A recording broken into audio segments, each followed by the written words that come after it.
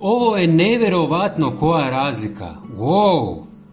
Vjerujem da i vi kod kuće imate komade starog namještaja koji su s vremenom izgubili onaj sjaj koji su nekad imali.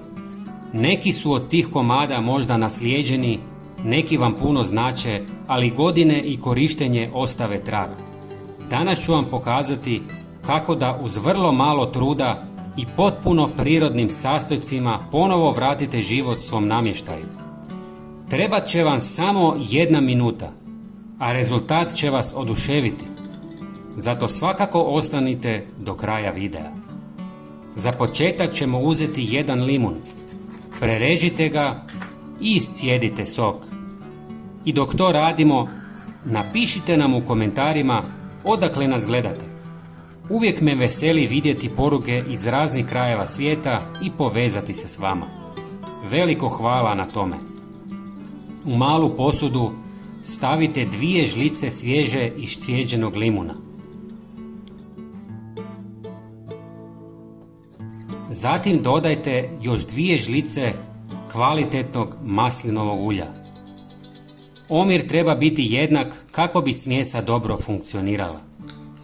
Promiješajte sve dok se ne sjedini. Limun će pomoći u uklanjanju nečistoća i mrlja, dok će maslinovo ulje nahraniti drvo i vratiti mu sjaj. Pogledajte kako je ovo lijepa prirodna boja. Fantastično! Umočite mekanu krpicu u pripremljenu smjesu i nježno nanesite na površinu namještaja.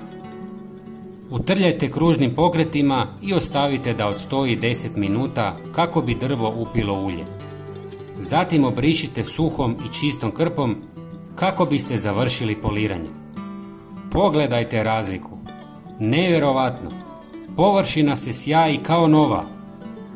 A ono što izgleda kao bijeli sloj nije prašina, već izblijedila boja. Ako vam se rezultat sviđa, bilo bi nam jako drago da podijelite ovaj video s prijateljima. Možda i njima pomogne da udahnu novi život starom namještaju.